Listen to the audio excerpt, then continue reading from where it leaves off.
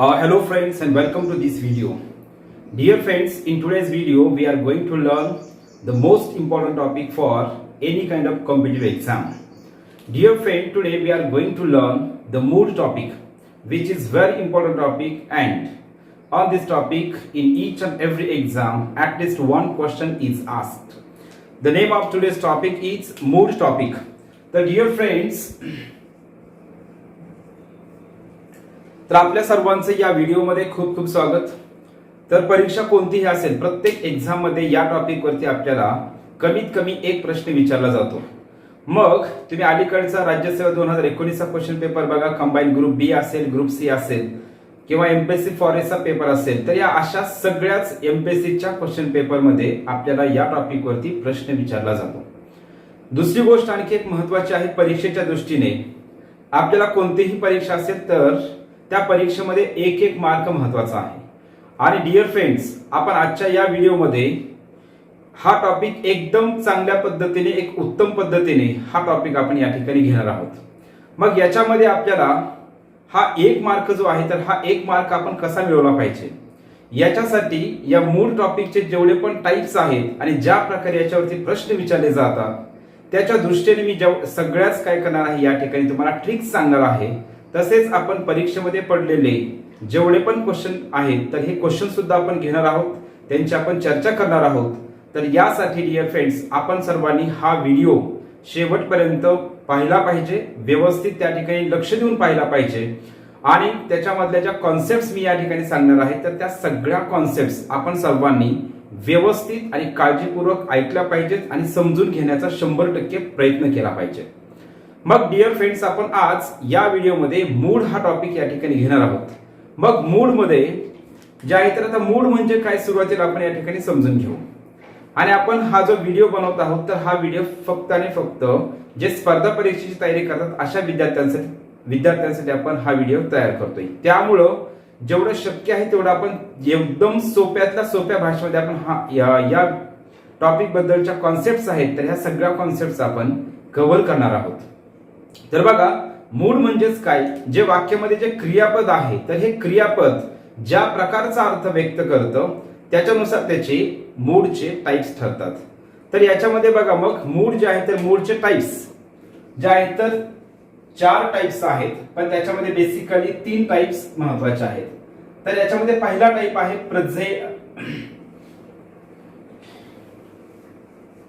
याच्यामध्ये पहिला टाइप आहे इंडिकेटिव्ह मूड.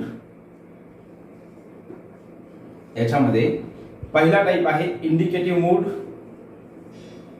दुसरा टाइप आहे इम्पेरेटिव्ह मूड आणि तिसरा टाइप आहे सबजंक्टिव्ह मूड. असे या टॉपिकचे सबजंक्टिव्ह मूड. मग हे असे या मूड या टॉपिकचे 4 जे आहेत, तरी 4 प्रकार आहेत. त्यापैकी आपल्याला परीक्षेसाठी अत्यंत महत्त्वाचे असणारे 3च आहेत. तर तो पहिला आहे इंडिकेटिव्ह मूड. ज्याप्रमाणे मराठीमध्ये पण जे अर्थ असते आणि अर्थचे ज्या प्रकारे त्याचे टाइप्स पडतात, तसेच इंग्लिशमध्ये पण मूडचे टाइप्स आहेत. तर इंडिकेटिव्ह मूड म्हणजेच, लक्ष द्या, विधानार्थ. इंडिकेटिव्ह मूड विधानार्थ, इम्पेरेटिव्ह मूड आज्ञार्थ, आणि त्याच्यानंतर सबजंक्टिव्ह मूड म्हणजे संकेतार्थ आपण त्याला मराठीमध्ये म्हणतो. आणि मी आताच बोलत असताना सांगितलं की मूडचे 4 प्रकार पडतात. मग याच्यामधला 4था प्रकार कोणता आहे, तर खरं पाहता या प्रकारावरती आपल्याला परीक्षेमध्ये प्रश्न विचारलेले नाहीत, परंतु आपल्याला माहित असावं यासाठी आपण या ठिकाणी हा पण घेतोय इन्फिनिटिव्ह मूड. तर अशा प्रकारे मूडचे 4 टाइप्स पडतात, पण परीक्षेच्या दृष्टीने आपल्याला अत्यंत महत्त्वाचे असणारे पहिले 3च आहेत, इंडिकेटिव्ह मूड, इम्पेरेटिव्ह मूड आणि सबजंक्टिव्ह मूड. असे मूडचे हे मुख्य 3 प्रकार आहेत, ज्याच्यावरती आपल्याला प्रत्येक एक्झाम मध्ये प्रश्न विचारला जातो. तर आपण आता या ठिकाणी काय करू, प्रत्येक जो टाइप आहे, तर त्या टाइप बद्दल सुरुवातीला एक व्यवस्थित डिटेल मध्ये आपण माहिती घेऊ. त्यापूर्वी आपलं लक्ष द्या, या मूड या टॉपिक वरती आपल्याला परीक्षेमध्ये प्रश्न कसा विचारला जातो.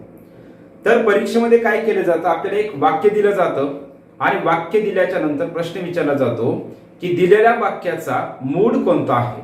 मग त्याच्यामध्ये ऑप्शन दिले जातात, imperative mood, indicative mood, subjunctive mood, infinitive mood, किंवा चौथा ऑप्शन कधी कधी असतंय नन ऑफ दीज. किंवा आपल्याला दुसरा प्रकारचा प्रश्न विचारला जातो, मग 4 वाक्य दिले जातात किंवा 3 वाक्य दिले जातात आणि प्रश्न विचारला जातो खालील 4 वाक्य जे असणार आहेत, म्हणजे खालील वाक्यांपैकी कोणतं वाक्य हे इम्पेरेटिव्ह मूडचं आहे, किंवा खालील वाक्यांपैकी कोणतं वाक्य हे सब्जंक्टिव्ह मूडचं आहे, किंवा असाही प्रश्न विचारला जातो खालील वाक्यांपैकी कोणतं वाक्य हे इंडिकेटिव्ह मूडचं आहे.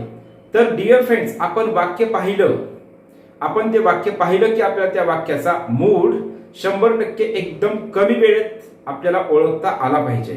तर त्याच्यासाठी मी तुम्हाला या ठिकाणी या व्हिडिओमध्ये ट्रिक्स सांगणार आहे. तर आपण प्रत्येक जो मूड आहे तर तो कसा ओळखायचा, म्हणजे वाक्याचा मूड आपण कसा ओळखू शकतोय आणि ते पण कमी वेळेमध्ये आपल्याला या ठिकाणी मूड ओळखायचा आहे. तर यासाठी आपण प्रत्येक मूडचे जे काय आहे तर प्रत्येक मूड बद्दल आपण डिटेलमध्ये आणि त्याच्या ट्रिक्स मी तुम्हाला या ठिकाणी सांगणार आहे.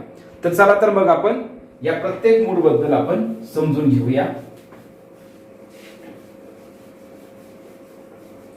तर पहिला मूड आहे डिअर फ्रेंड्स, पहिला जो टाइप आहे तर पहिला टाइप कोणता आहे तर आताच मी घेतलेला इंडिकेटिव्ह मूड. बघा, इंडिकेटिव्ह मूड हा पहिला टाइप झाला. तर अगोदर मी तुम्हाला याच्या संदर्भातले जे कीवर्ड्स म्हणजे जे महत्वाचे शब्द आहेत ज्याच्या आधारे आपण काय करू शकतोय, वाक्य बघितलं की आपण त्या वाक्याचा मूड आपण निश्चित ओळखू शकतोय. तर ते आपण या ठिकाणी पाहू. मग पहिला आहे बघा, वाक्य बघितलं की आपल्याला त्याचा मूड समजला पाहिजे. तर याच्यामध्ये बघा इंडिकेटिव्ह मूड, जे इंडिकेटिव्ह मूड आहे तर इंडिकेटिव्ह मूड मध्ये कशा प्रकारचे वाक्य येतात. आता काही वेळेस मी आता ते व्हिडिओ चालू आहे का नाही तर ते पाहिलं. बऱ्याच वेळेस असं होतं व्हिडिओ चालू राहतो, आपण सगळं शिकून होतोय, परंतु काही कारणास्तव व्हिडिओ बंद झालेला असतोय. त्याच्यामुळे मी ते चेक केलं की नेमका व्हिडिओ चालू आहे का. तर बघा इंडिकेटिव्ह मूड, या इंडिकेटिव्ह मूड मध्ये वाक्य कशा प्रकारचे असतात आणि कशा प्रकारचं वाक्य आलं की त्या वाक्याचा मूड हा इंडिकेटिव्ह मूड होतो. तर पहिलं वाक्य लक्षात ठेवायचं आहे स्टेटमेंट, म्हणजेच त्याला आपण म्हणतो विधान. जर विधानार्थी वाक्य असेल, विधान जर असेल तर त्या वाक्याचा मूड जो आहे तर त्या वाक्याचा मूड हा इंडिकेटिव्ह मूड असतो. मग आता विधानार्थी वाक्याची वाक्यरचना काय असते, subject plus verb plus object, म्हणजे वाक्याची सुरुवात ही नेहमी कर्त्याने झालेली असते. तर कर्त्याने झालेली जी सुरुवात असणार आहे तर त्या ठिकाणी त्या वाक्याला आपण काय करतोय, इंडिकेटिव्ह मूड बनतोय. म्हणजे त्याच्यामध्ये स्टेटमेंट केलेलं असतंय आणि त्याच्यामध्ये फॅक्ट असते, त्याच्यामध्ये वस्तुस्थिती व्यक्त केली जाते. दुसरा आहे इंडिकेटिव्ह मूड मध्ये आणखी काय येतंय तर इंडिकेटिव्ह मूड मध्ये क्वेश्चन्स असतात. लक्ष द्या, म्हणजे प्रश्नार्थक वाक्य जर तुम्हाला दिलं असेल तर त्या प्रश्नार्थक वाक्याचा मूड सुद्धा काय समजायचा आहे, इंडिकेटिव्ह मूड समजायचा आहे. आता इंडिकेटिव्हचा अर्थ होतो विधानार्थ. मग आपण बऱ्याच वेळेस काय करतो, विधानार्थ म्हणलं की आपण विधानार्थी वाक्यासोबत आपण काय करतो, त्याचं रिलेशन आपण या ठिकाणी दाखवण्याचा प्रयत्न करतो किंवा आपण ते तशा प्रकारे समजून घेण्याचा प्रयत्न करतोय. परंतु इंडिकेटिव्ह मूड मध्ये लक्षात ठेवायचं आहे प्रश्नार्थक वाक्य सुद्धा इंडिकेटिव्ह मूड मध्ये येतात. म्हणजे प्रश्नार्थक वाक्य दिलंय तुम्हाला आणि त्या वाक्याचा मूड कोणता आहे असा प्रश्न जर विचारला असेल तर त्याच वेळी सुद्धा काय करायचंय, त्या वाक्याचा मूड सुद्धा हा इंडिकेटिव्ह मूड असतोय. मग प्रश्नार्थक वाक्यामध्ये कोणतं, प्रश्नार्थक वाक्यामध्ये दोन्ही प्रश्न असू द्या, मग त्याच्यामध्ये काय येस नो टाइप क्वेश्चन असो, येस नो टाइप क्वेश्चन असू द्या किंवा WH टाइप क्वेश्चन असू द्या, दोन्ही प्रकारचे जे प्रश्न आहेत तर ते प्रश्न हे इंडिकेटिव्ह मूड मध्ये येतात. आणि तिसरा जो त्याच्यामध्ये आहे तर बघा, तर याच्यामध्ये तिसरं कुठला पार्ट आहे किंवा कुठल्या प्रकारचं वाक्य आहे तर इफ प्लस प्रेझेंट टेन्स. आता अलीकडे काय करत आहे एमपीएससी जे आहे तर एमपीएससी काय करते, आपल्याला अशा प्रकारचे वाक्य देते. का देते त्याचं रिझन काय आहे, सब्जंक्टिव्ह मूड मध्ये इफ चे वाक्य असतात आणि बऱ्याच वेळेस विद्यार्थी काय होतात याच्यामध्ये कन्फ्युज होतात, याच्यामध्ये गोंधळतात. इफचं वाक्य दिसलं की विद्यार्थी काय करतात, सब्जंक्टिव्ह मूड म्हणतात, परंतु तसं करायचं नाही. तर इफचं वाक्य आहे ओके ठीक आहे, पण इफच्या वाक्यामध्ये जर प्रेझेंट टेन्स असेल म्हणजे इफचा जो क्लॉज आहे तर या इफच्या क्लॉज मध्ये जर प्रेझेंट टेन्स दिला असेल तर त्या वाक्याचा मूड हा इंडिकेटिव्ह मूड समजायचा आहे. तर लक्ष द्या, यामध्ये किती प्रकारचे आपण मेन आतापर्यंत ज्या प्रकारे प्रश्न परीक्षेमध्ये विचारलेले आहेत तर ते सगळ्या कॉन्सेप्ट आपण या ठिकाणी कव्हर करत आहोत. तर इंडिकेटिव्ह मूड जो आहे, तर या इंडिकेटिव्ह मूड मध्ये पहिलं येते स्टेटमेंट म्हणजेच विधान, त्याच्यामध्ये फॅक्ट व्यक्त केली जाते. त्याच्यानंतर क्वेश्चन्स, त्याच्यामध्ये क्वेश्चन्स असतात. मग येस नो टाइप क्वेश्चन असू द्या किंवा डब्ल्यूएच टाइप क्वेश्चन असेल, दोन्ही प्रकारच्या प्रश्न जे आहेत तर त्या प्रश्नांचा मूड हा काय असतो, इंडिकेटिव्ह मूड असतो. आणि इफ प्लस प्रेझेंट टेन्स असेल तर त्याही वाक्याचा जो मूड आहे तर तो मूड हा इंडिकेटिव्ह मूड असतो.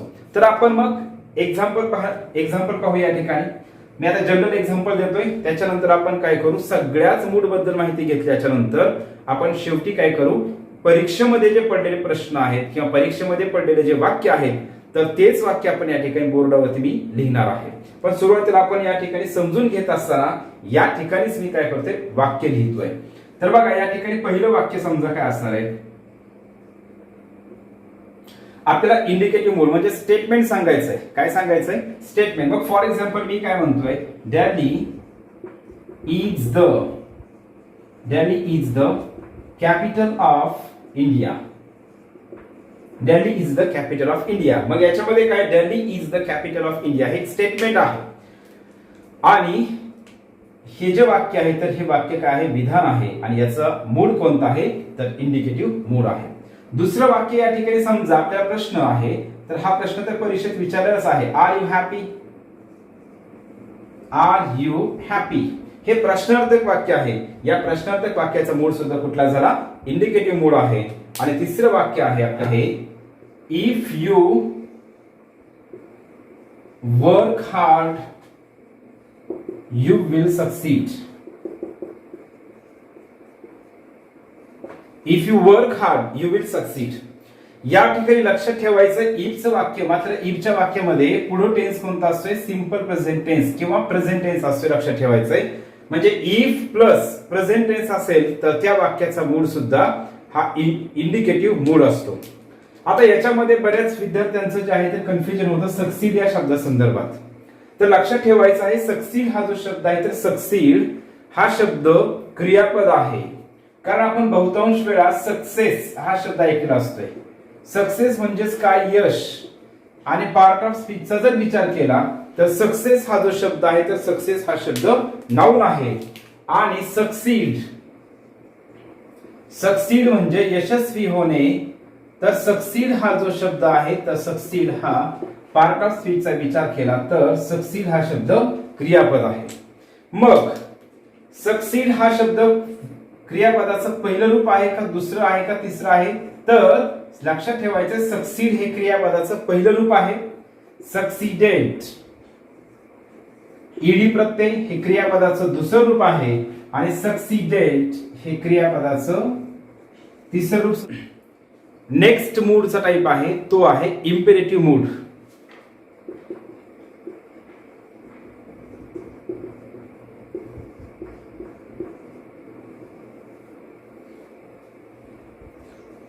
Imperative mood. आता इम्पेरेटिव्ह मूड मध्ये कशा प्रकारचे वाक्य येतात, कशा प्रकारचं वाक्य आल्याच्या नंतर त्या वाक्याचा मूड हा इम्पेरेटिव्ह मूड असतो. तर लक्षात ठेवायचं आहे बघा, इम्पेरेटिव्ह मूड म्हणजेच आपण अगोदर समजून घेऊ, इम्पेरेटिव्ह मूड म्हणजे आज्ञार्थ. मग ज्या प्रकारचे आज्ञार्थी वाक्याची वाक्यरचना असते तर त्याच प्रकारचे सेम वाक्य म्हणजे आज्ञार्थी वाक्यामध्ये ज्या प्रकारचे वाक्य येतात तर ते सगळेच वाक्य हे इम्पेरेटिव्ह मूड मध्ये येतात. मग इम्पेरेटिव्ह मूड मध्ये कशा प्रकारचे वाक्य येतात तर या ठिकाणी बघू आपण. तर इम्पेरेटिव्ह मूड मध्ये पहिलं वाक्य असतंय बघा, पहिला प्रकार आहे वर्बने सुरू होणारे वाक्य. वर्बने सुरू होणारं वाक्य, जर वाक्याची सुरुवात ही वर्बने झाली असेल तर त्या वाक्याचा मूड हा इम्पेरेटिव्ह मूड असतो. त्याच्यानंतर next don't plus V1. Don't plus V1 म्हणजे वाक्याची सुरुवात ही डोंट ने झालेली आहे आणि त्याच्यानंतर क्रियापदाचं जर पहिलं रूप असेल आणि वाक्याच्या शेवटी जर फुल स्टॉप असेल तर त्या वाक्याचा मूड हा इम्पेरेटिव्ह मूड असतो. त्याच्यानंतर नेक्स्ट आहे नेव्हर प्लस V1 म्हणजे वाक्याच्या सुरुवातीला नेव्हर आहे आणि वाक्याच्या शेवटी फुल स्टॉप असेल तर त्या वाक्याचा मूड सुद्धा इम्पेरेटिव्ह मूड होतो. आणि चौथ्या प्रकारचं वाक्य आहे ते म्हणजे लेटने सुरू होणारे वाक्य. लेटने सुरू होणारे वाक्य जे आहे तर लेटने सुरू होणाऱ्या वाक्यांचा मूड सुद्धा इम्पेरेटिव्ह मूड असतो. मग इम्पेरेटिव्ह मूड मध्ये वर्बने सुरू होणारे वाक्य, डोंट प्लस V1 ने सुरू होणाऱ्या वाक्याचा मूड सुद्धा इम्पेरेटिव्ह मूड असतो. नेव्हर प्लस V1 ने सुरू होणारे वाक्य जे आहे तर त्या वाक्यांचा मूड सुद्धा इम्पेरेटिव्ह मूड असतो. आणि वाक्याची सुरुवात जर लेटने झाली असेल अशा वाक्यांचा मूड सुद्धा इम्पेरेटिव्ह मूड असतो. मग या ठिकाणी आपण पहिलं बघा एक्झाम्पल पाहू जे परीक्षेमध्ये विचारलेलं आहे. Go there. गो देअर हे जे वाक्य आहे तर एवढं छोटं जरी वाक्य असलं तर या वाक्याची सुरुवात ही क्रियापदाने झालेली आहे, वर्बने झालेली आहे. मग वाक्याची सुरुवात जर वर्बने झाली असेल तर त्या वाक्याला काय म्हणायचंय? Imperative mood. त्याच्यानंतर नेक्स्ट पुढचं वाक्य जे आहे तर पुढचं वाक्य समजा हेच वाक्य मला नकारार्थी म्हणायचंय तर मी असं म्हणेल डोंट गो देअर. या वाक्याचा मूड सुद्धा काय आहे? इम्पेरेटिव्ह मूड आहे, कारण वाक्याची सुरुवात डोंट ने झाली आणि त्याच्यानंतर क्रियापदाचं पहिलं रूप आहे. पुढं तिसरं वाक्य जे आहे तर तिसरं वाक्य आहे never. Never waste your time. Never waste your time म्हणजे या ठिकाणी लक्ष द्या वाक्याची सुरुवात आपण वाक्याची सुरुवात नेव्हर ने झाली, त्याच्यानंतर वाक्याच्या नेव्हरच्या नंतर क्रियापदाचं पहिलं रूप आहे. मग या वाक्याचा मूड सुद्धा इम्पेरेटिव्ह मूड होतो. आणि शेवटचं वाक्य जे आहे लेट ने सुरू होणारं वाक्य समजा let him watch news. Let him watch news असं वाक्य जर दिलं असेल तर अशा वाक्यांचा मूड सुद्धा इम्पेरेटिव्ह मूड होतो. तर लक्षात ठेवायचंय इम्पेरेटिव्ह मूड मध्ये हे अशा प्रकारचे वाक्य येतात, म्हणजेच वर्बने सुरू होणारे वाक्य, don't plus V1, never plus V1 आणि लेट ने सुरू होणारे वाक्य. तर आपण आता हे असे आपण ह्या प्रत्येकाचं एक एक एक्झाम्पल पाहिलेलं आहे. परंतु मी जसं तुम्हाला सुरुवातीला सांगितलं आपण या व्हिडिओच्या शेवटी परीक्षेमध्ये एमपीएससीने ज्या प्रकारे प्रश्न विचारलेले आहेत, जे वाक्य विचारलेले आहेत, वाक्य दिलेले आहेत, तर ते सगळे वाक्य आपण या ठिकाणी शेवटी आपण ते वाक्य लिहिणार आहोत, वाक्य घेणार आहोत आणि त्याची आपण चर्चा सुद्धा करणार आहोत. तर हे झालं इम्पेरेटिव्ह मूड संदर्भात. नेक्स्ट टाइप आहे मूडचा सबजंक्टिव्ह मूड. हा मूड परीक्षेच्या दृष्टीने अत्यंत महत्वाचा आहे. तर लक्ष द्या पुढचा टाइप आहे सबजंक्टिव्ह मूड. पुढचा टाइप आहे सबजंक्टिव्ह मूड. आता सबजंक्टिव्ह मूड हा जो आहे तर याचा मराठीमध्ये अर्थ काय होतो? मराठीमध्ये आपण त्याला म्हणतोय संकेतार्थ. काय म्हणतो आपण त्याला? संकेतार्थ. तर या मूड मध्ये लक्ष द्या सबजंक्टिव्ह मूड मध्ये कशा प्रकारचे वाक्य येतात? तर सबजंक्टिव्ह मूड जे आहे त्या सबजंक्टिव्ह मूड मध्ये इच्छा व्यक्त केल्या जातात. मग त्या काल्पनिक इच्छा असतील किंवा त्याच्यामध्ये आपण इच्छा व्यक्त केल्या जातात आपण असं समजू. तर सबजंक्टिव्ह मूड मध्ये इच्छा व्यक्त केल्या जातात. तर आता सबजंक्टिव्ह मूड मध्ये कशा प्रकारचे वाक्य येतात, कोणकोणत्या प्रकारचे वाक्य येतात? तर आता खरं पाहता ज्यावेळेस आपण ग्रामरचा जास्त डीप मध्ये विचार करतो त्यावेळी लक्षात ठेवायचं आहे सबजंक्टिव्ह मूड जे आहे ते सबजंक्टिव्ह मूड मध्ये दोन टाइप्स आहेत. सबजंक्टिव्ह मूडचे दोन प्रकार आहेत. काय? सबजंक्टिव्ह मूडचे दोन प्रकार आहेत. तर पहिला प्रकार आहे, आता आपल्याला परीक्षेमध्ये प्रश्न विचारताना ज्यावेळेस वाक्य दिलं जातं त्यावेळेस त्यांच्या टाईप वरती वाक्य विचारत नाहीत, डायरेक्ट आपल्याला सबजंक्टिव्ह मूड सांगायचं असते. परंतु जर आपल्याला त्या ठिकाणी असा जरी प्रश्न विचारला तर आपल्याला त्याचं उत्तर आलं पाहिजे, यासाठी आपण या सबजंक्टिव्ह मूडचे दोन प्रकार या ठिकाणी घेऊ. पहिला आहे प्रेझेंट सबजंक्टिव्ह.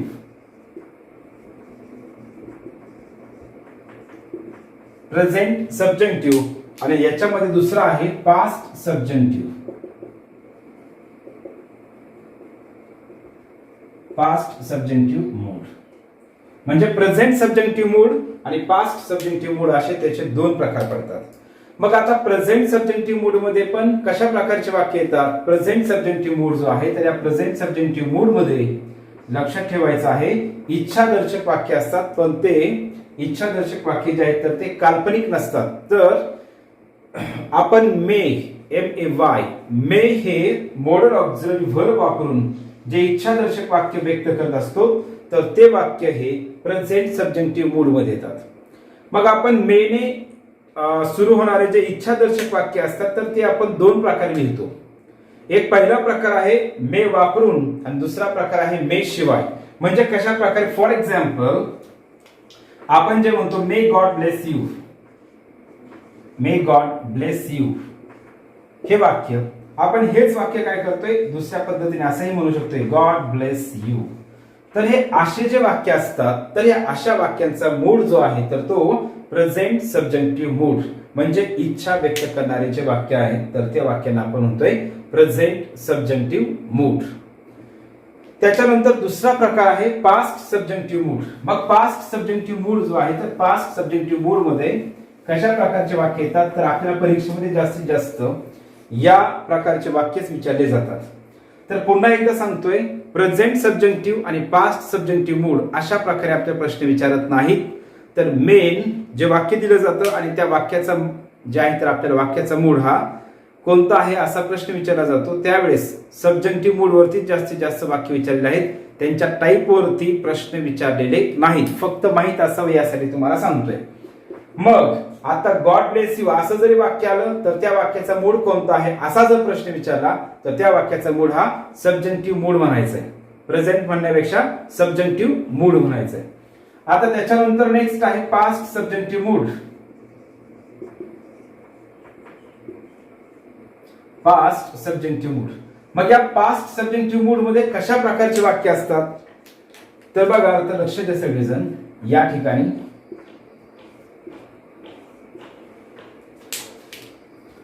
मी थोडा अलीकडे लिहितो म्हणजे व्यवस्थित दिसेल पण आहे, लक्षात पण येईल.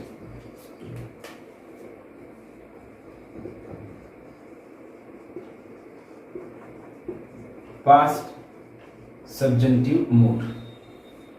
पास्ट सब्जेक्टिव्ह मूड जो आहे तर याच्यामध्ये वाक्य कोणते असतात, कशा प्रकारचे वाक्य आल्याच्या नंतर आपण त्याला पास्ट सब्जेक्टिव्ह मूडचं वाक्य आहे असं आपण म्हणायचं. तर बघा पहिलं वाक्य जे आहे तर पहिलं याच्यामध्ये लक्षात ठेवायचं आहे इफ. इफ आहे म्हणजे वाक्याची सुरुवात इफ ने आहे, परंतु इफ मध्ये जर पास्ट टेन्स असेल, काय असेल पास्ट टेन्स, इफचं वाक्य आहे पण त्याच्यामध्ये पास्ट टेन्स असेल तर त्या वाक्याचा मूड हा सब्जेक्टिव्ह मूड म्हणायचा. इफ ने सुरू होणार वाक्य परंतु त्याच्यामध्ये जर पास्ट टेन्स असेल तर त्या वाक्याचा मूड हा सब्जेक्टिव्ह मूड म्हणायचे. त्याच्यामध्ये आपण टाईप पाहतोय पास्ट सब्जेक्टिव्ह मूड. परंतु इफचं वाक्य आहे आणि त्याच्यामध्ये जर प्रेझेंट टेन्स असेल तर त्या वाक्याचा मूड हा इंडिकेटिव्ह मूड असतो. इफ च्या नंतर प्रेझेंट टेन्स असेल तर त्या वाक्याचा मूड हा इंडिकेटिव्ह मूड म्हणायचं आणि इफ च्या नंतर जर पास्ट टेन्स असेल तर त्या वाक्याचा मूड हा सब्जेक्टिव्ह मूड म्हणायचंय आणि त्याच्यामध्ये टाईप आहे पास्ट सब्जेक्टिव्ह मूड. त्याच्यानंतर दुसरं म्हणजे इफ लक्षात ठेवायचं, इफचं म्हणजे इफ ने सुरू होणार वाक्य आणि त्याच्यानंतर पास्ट टेन्स. मग ते वाक्य असंही असतं if I were, if he were असं असेल किंवा आय विश आय वेअर. आता आणखी एक गोष्ट लक्षात ठेवायची, ज्यावेळी आता आपण साधारणतः आयच्या नंतर वॉज वापरतो, मात्र डिअर फ्रेंड्स ज्यावेळेस आपल्याला काल्पनिक बोलायचंय, काल्पनिक सांगायचंय तर काल्पनिक बोलत असताना आपण आयच्या नंतर वॉज न वापरता आपण वेअर वापरतो. तर काय आय विश आय वॉज न म्हणता आय विश आय वर म्हणजे आय विश आय वेअर असं म्हणायचंय, वॉज या ठिकाणी वापरायचं नाही. त्याच्यानंतर नेक्स्ट पुढचं वाक्य आहे it is time plus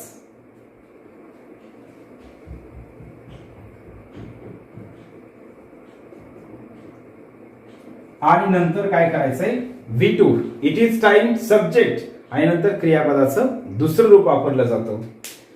it is time ने सुरू होणार वाक्य मात्र त्याच्यामध्ये काय करायचं इट इज टाइमच्या नंतर क्रियापदाचं, इट इज टाइमच्या नंतर सब्जेक्ट घ्यायचा आणि त्यानंतर काय करायचं क्रियापदाचं दुसरं रूप घ्यायचंय. त्याच्यानंतर पुढे आणखी बघा वुड रॅदर असतंय, त्याच्यानंतर पण लक्षात ठेवायचंय सब्जेक्ट आणि तिथं पण क्रियापदाचं दुसरं रूप वापरतो. आणि आणखी एक प्रकारचं वाक्य येतात तर ते वाक्य असतात ऍज इफ किंवा ऍज दो चे वाक्य, परंतु त्याच्यामध्ये पण लक्षात ठेवायचंय काय पास्ट टेन्स. पास्ट टेन्स म्हणजे ऍज इफ किंवा ऍज दो पण त्याच्यामध्ये पास्ट टेन्स. तर एक साधं आणि सिंपल लक्षात ठेवायचं आहे, इफचे वाक्य असतील, ऍज इफचं वाक्य असेल, ऍज दोचं असेल किंवा इट इज टाइमचं वाक्य असेल पण याच्यामध्ये काय केलं जातो पास्ट टेन्स वापरला जातो. तर हे लक्षात ठेवायचंय. तर आपण अशा प्रकारचे वाक्य इथं पाहू. मग सगळेजण लक्ष द्या. आता समजा इफ आय इफचं वाक्य हे पास्ट टेन्स असेल तर त्याला काय करायचं आपण सब्जेक्टिव्ह मूड म्हणतोय. Suppose if I were a bird एवढं वाक्य दिलं आहे तर त्या ठिकाणी आपण या वाक्याचं मूड काय म्हणतोय सब्जेक्टिव्ह मूड म्हणतोय. त्याच्यानंतर दुसरं वाक्य समजा I wish I were God या वाक्याचा मूड सुद्धा कोणता झाला सब्जेक्टिव्ह मूड झाला. कारण आय विश आहे त्याच्यानंतर पास्ट टेन्स आहे या वाक्याचा मूड सुद्धा सब्जेक्टिव्ह मूड होतो. त्याच्यानंतर तिसरं वाक्य आहे इट इज टाइम यू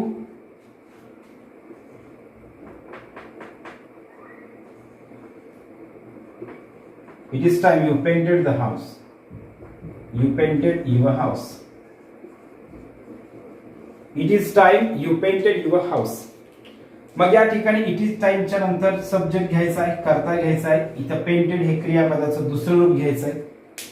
त्याच्यानंतर नेक्स्ट समजा पुढचं वाक्य आहे आय वुड रॅदर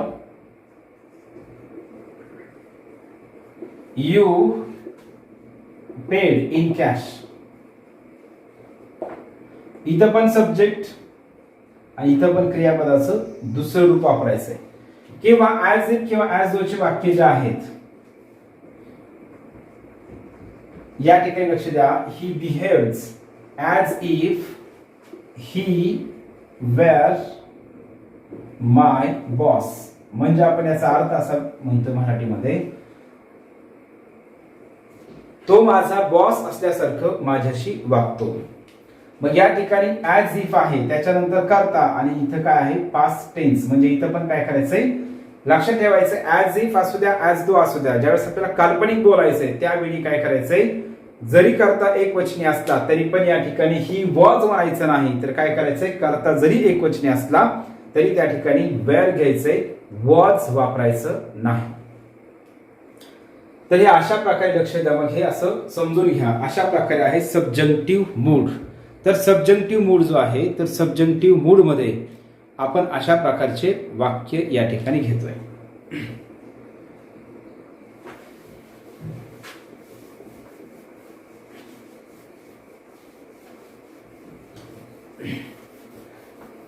आता बघा 2019 2018 जे 2018चा जो पेपर झाला या कंबाईन ग्रुप बी चा पेपर तर या पेपरमध्ये आपल्याला या मूडवरती वाक्य विचारलं होतं.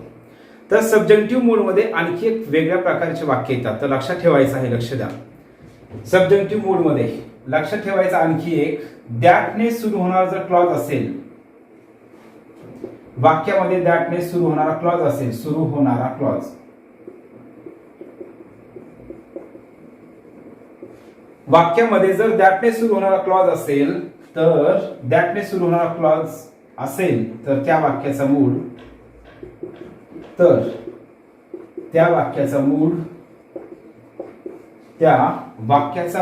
हा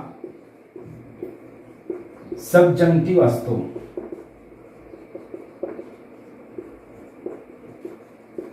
सिंपल लक्षात काय ठेवायचे दॅटने सुरू होणारा जर क्लॉज वाक्यामध्ये दिला असेल तर त्या वाक्याचा मूड हा सब्जेक्टिव्ह मूड असतो. आता याच्यामध्ये आणखी एक बघा कॉन्सेप्ट आहेत. दॅटने सुरू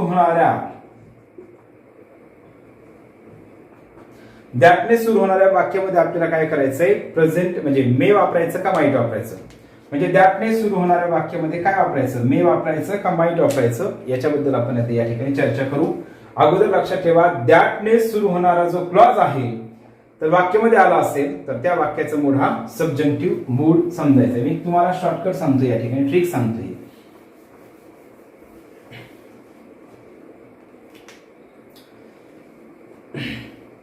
जर आता लक्ष द्या मेन क्लॉज मध्ये आता मेन क्लॉज म्हणजे काय लक्ष द्या आणि सबऑर्डिनेट क्लॉज म्हणजे काय आपण क्लॉज टॉपिक मध्ये आपण पुढे पाहणार आहोत. परंतु लक्षात ठेवायचे सबऑर्डिनेट क्लॉज म्हणजे सबऑर्डिनेट क्लॉज हा नेहमी कुठल्या तरी कंजंक्शनने सुरू होतो. मग दॅटने सुरू होणारा क्लॉज हा सबऑर्डिनेट क्लॉज झाला आणि त्याच्या अगोदरचा क्लॉज आहे तर तो मेन क्लॉज झाला. जर मेन क्लॉज मध्ये प्रेझेंट टेन्स असेल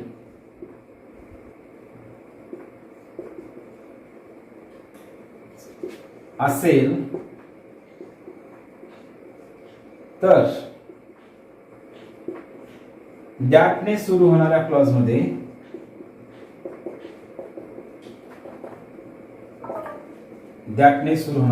मध्ये क्लॉज मध्ये मे वापरतात लक्षात ठेवायचं आहे. आणि पास्ट टेन्स असेल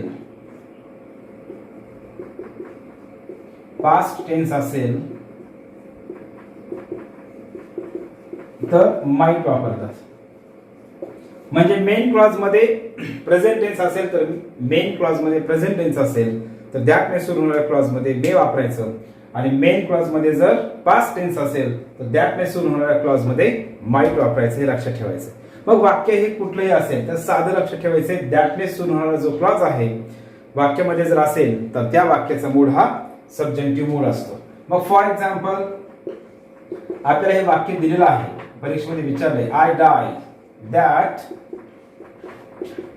सपोज इंडिया मे लिव्ह.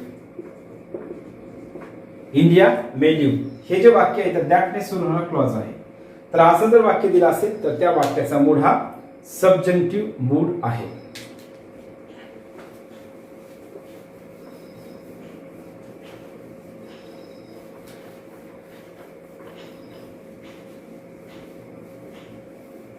याच्यामध्ये आणखी एक लक्षात ठेवायचं आहे, सब्जेक्टिव्ह मूड मध्ये लक्ष द्या सगळेजण.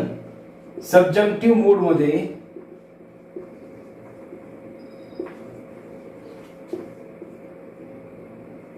जरी कर्ता एकवचनी असेल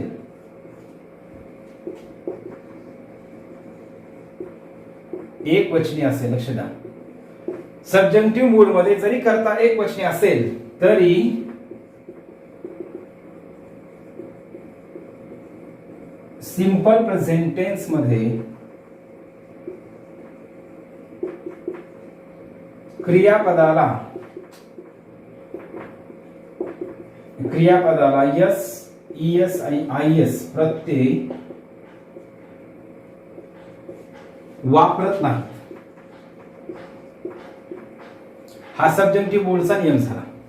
आपला जनरल नियम काय सांगतो, जनरली वाक्याचा कर्ता जर सिंग्युलर असेल, वाक्याचा कर्ता जर एकवचनी असेल तर सिंपल प्रेझेंट टेन्स मध्ये आपण काय करतो, क्रियापदाला यस, ईएस, आयएस प्रत्यय वापरतो. परंतु सब्जेक्टिव्ह मूड मध्ये जरी वाक्याचा कर्ता एकवचनी असला आणि वाक्य जरी सिंपल प्रेझेंट टेन्स असलं म्हणजे क्रियापदाचं जरी पहिलं रूप असलं तरी सिंग्युलर सब्जेक्टच्या नंतर सुद्धा क्रियापदाला यस, ईएस, आयएस प्रत्यय वापरत नाहीत. म्हणजे काय, सब्जेक्टिव्ह मूड मध्ये सिंग्युलर सब्जेक्टच्या नंतर सुद्धा क्रियापदाला यस, ईएस, आयएस प्रत्यय वापरायचा नाही. मग फॉर एक्झाम्पल लक्ष द्या. तसेच हा एक नियम झाला. दुसरा नियम आहे तसेच सब्जेक्टिव्ह मूड मध्ये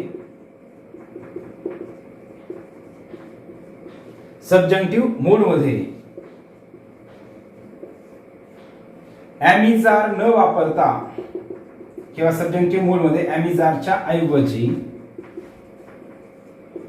बी वापरतात. लक्ष द्या, ॲमिजारच्या ऐवजी बी वापरतात. सब्जेक्टिव्ह मूडचं जे वाक्य आहे तर या सब्जेक्टिव्ह मूडच्या वाक्यामध्ये ॲमिजारच्या ऐवजी बी वापरतात, ॲमिजार वापरत नाहीत. मग हे अशा प्रकारचा हा एक सब्जेक्टिव्ह मूड संदर्भातला नियम आहे. हे दोन्ही नियम आपण लक्षात ठेवायचे. तर आपल्या अशा प्रकारे लक्ष द्या, हे मूड संदर्भातले जे 3 मूड आहेत, इंडिकेटिव्ह मूड, इम्पेरेटिव्ह मूड आणि सब्जेक्टिव्ह मूड, हे आपलं कंप्लीट झालेलं आहे.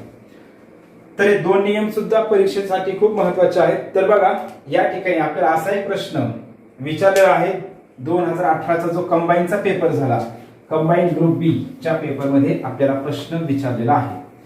आणि दुसरा जो होता ना आताचा ॲमिजार संदर्भातला, सब्जेक्टिव्ह मूड मध्ये ॲमिजारच्या ऐवजी बी वापरतात, या संदर्भात सुद्धा आपल्याला परीक्षेमध्ये प्रश्न विचारलेला आहे. ते आपण नंतर घेऊ.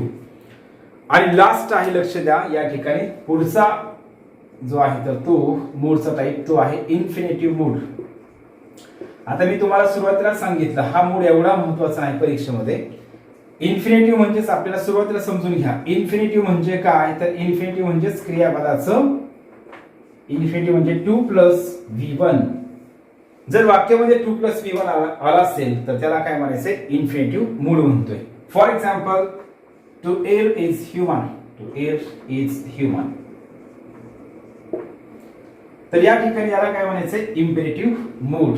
याला आपण काय म्हणतोय, इम्पेरेटिव्ह मूड. अशा प्रकारे मूड संदर्भात आपण डिटेलमध्ये पाहिलेलं आहे.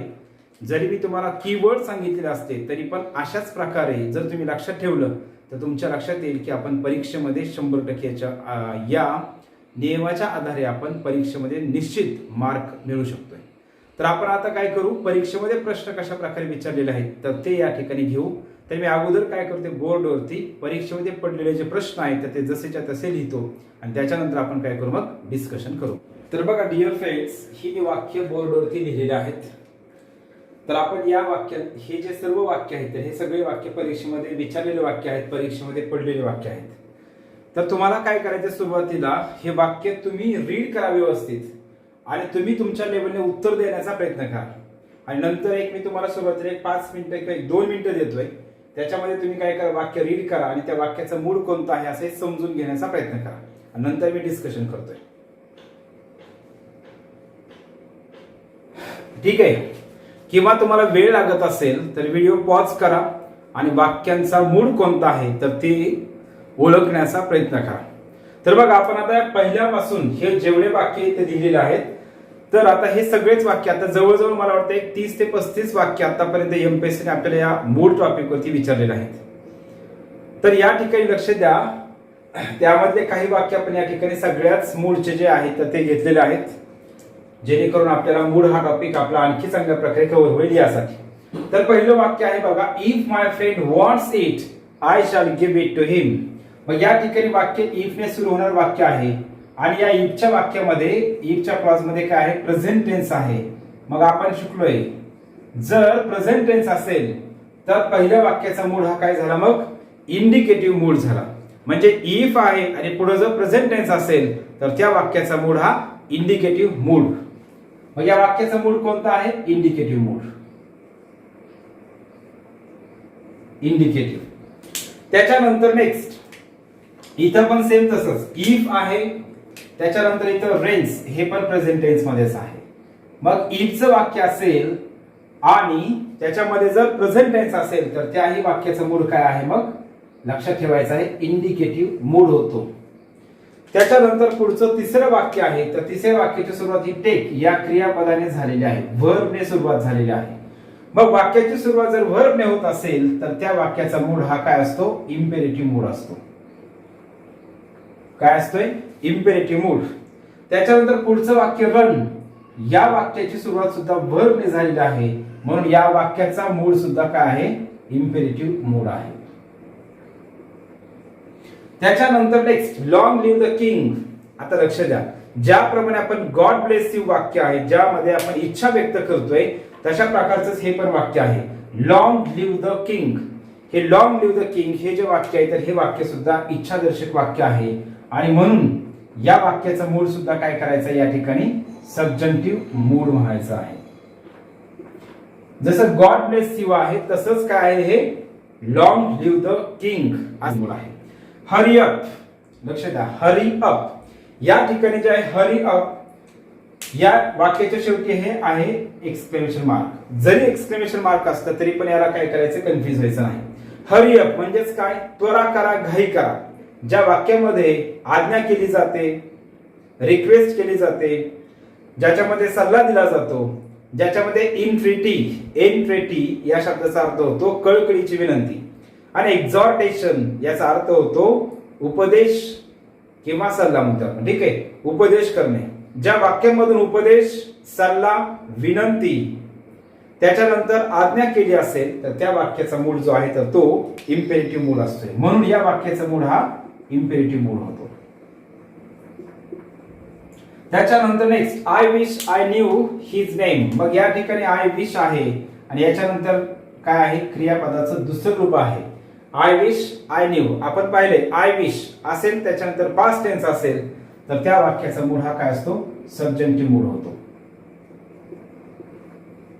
त्याच्यानंतर next I run fast that I may win the race.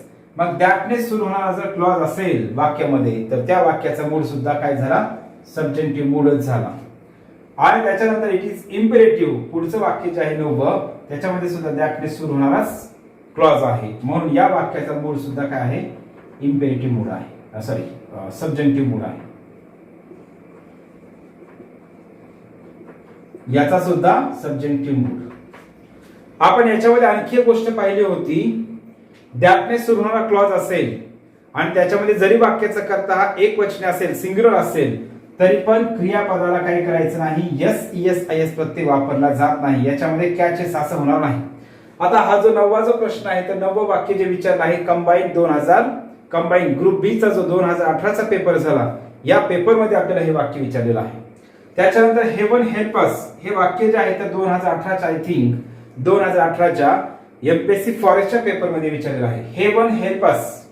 मग या ठिकाणी सुद्धा काय केलं, लक्ष द्या, ज्याप्रमाणे आपण वाक्य घेतले ना, मेचं वाक्य इच्छादर्शक वाक्य, मग मेचं इच्छादर्शक वाक्य आपण दोन प्रकारे लिहू शकतो. मे गॉड ब्लेस यू म्हणजे मेने पण वाक्याची सुरुवात करू शकतोय आणि विदाउट मेचं पण वाक्य लिहू शकतोय. मग गॉड ब्लेस यू सेम तशा प्रकारेच मे, या ठिकाणी लक्ष द्या, ज्या आहे तर या ठिकाणी हेवन हेल्प अस, मग मे हेवन हेल्प अस हे वाक्य आपण असंही लिहू शकतोय आणि मेने पण लिहू शकतोय. मग या ठिकाणी हे वाक्य जे आहे तर हे वाक्य सुद्धा कशाचं आहे, सबजंक्टिव्ह मूडचंच आहे. आणि जर वाक्य हे विधानार्थी वाक्य असतं, विधान असतं, तर या ठिकाणी हेवन म्हणजे लक्ष द्या, हेवन म्हणजे स्वर्ग. हेवन हा शब्द जो आहे तर एकवचनी आहे. मग विधानार्थी वाक्य असतं आणि सिंपल प्रेझेंट टेन्सचं वाक्य असतं, तर या ठिकाणी हेल्प या क्रियापदाला यस प्रत्यय लावला असता. म्हणून लक्षात ठेवायचं आहे, हे वाक्य जे आहे तर हे वाक्य हे सबजंक्टिव्ह मूडचं वाक्य आहे. कारण आपण सर्वांनी लक्षात ठेवायचं आहे. मग मे हे काय आहे, मे हे मॉडल ऑक्झिलरी व्हर्ब आहे आणि मॉडल ऑक्झिलरी व्हर्ब वापरल्याच्या नंतर जरी आपण क्रियापदाचं पहिलं रूप वापरलं तरी क्रियापदाला आपण कधीही यस ईएस आयएस प्रत्यय वापरत नाहीत. याच्या आधारे आपण काय करायचं, या ठिकाणी ठरवायचं आहे की हे वाक्य विधानार्थी वाक्य आहे का कसं आहे. कारण सध्या परीक्षेमध्ये काय करत आहे, एमपीएससी अशा प्रकारचीच वाक्य देत आहे, हेवन हेल्प अस आणि वाक्याच्या शेवटी फुल स्टॉप दिला जातो. मग असं वाक्य दिलं जातं त्यावेळेस आपण असं समजतो की हे वाक्य जे आहे तर ह्या वाक्याचा मूड हा किंवा हे विधानार्थी वाक्य आहे आणि या वाक्याचा मूड आपण काय करतो, इंडिकेटिव्ह समजतो. परंतु तसं करायचं नाही. तर या ठिकाणी वाक्याचा कर्ता जरी एकवचनी आहे हेवन, तरी पण या क्रियापदाला यस ईएस आयएस प्रत्यय नाही, म्हणून या वाक्याचा मूड हा काय करायचा आहे, सबजंक्टिव्ह मूड आहे असं या ठिकाणी ठरवायचं आहे किंवा समजायचं आहे. तर हे अशा प्रकारे आपण हे वाक्य परीक्षेमध्ये पडलेले घेतलेले आहे.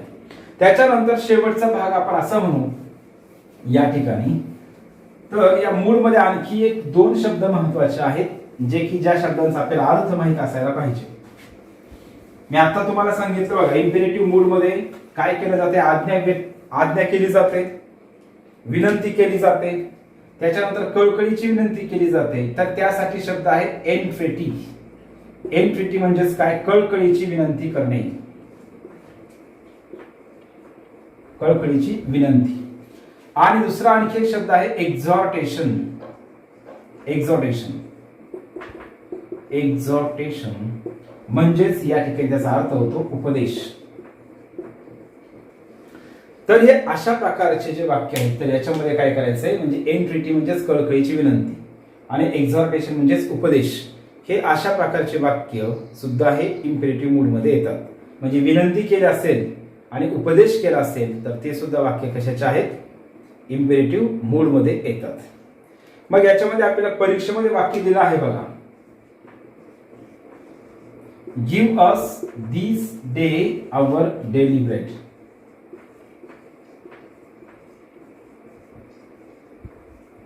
Give us this day our daily bread असं वाक्य आपल्याला विचारलेलं आहे. तर या वाक्यामध्ये काय केलं आहे, विनंती केलेली आहे. या वाक्यामध्ये काय केले, विनंती केलेली आहे. म्हणून या वाक्य आपल्याला प्रश्न असा विचारला आहे, या वाक्यामधून काय व्यक्त म्हणजे कशा प्रकारचा अर्थ व्यक्त होतो. तर खाली ऑप्शन दिलेले आहेत मग एन्ट्रेटी, एक्झॉर्टेशन असे ऑप्शन दिलेले आहेत. तर लक्षात ठेवायचं आहे या वाक्यामधून विनंती व्यक्त केली जाते, म्हणून याचं उत्तर काय आहे, एन्ट्रेटी असं उत्तर आहे. तर ठीक आहे मग डिअर फ्रेंड्स, तर आपण अशा प्रकारे या व्हिडिओमध्ये मूड हा टॉपिक आपण कंप्लीट केलेला आहे. तर थांबू मग. तर आपण सर्वांना आणखी एक रिक्वेस्ट आहे, जे तुम्ही या व्हिडिओमध्ये ज्या प्रकारचे वाक्य पाहिलेले आहेत, ज्या प्रकारचे आपण शॉर्टकट्स तुम्हाला मी या ठिकाणी सांगितलेले आहेत, तर ते व्यवस्थित वहीमध्ये लिहून घ्या. तर थांबू मग पुढच्या व्हिडिओमध्ये नेक्स्ट टॉपिक आपण घेऊ मग. Thank you everybody.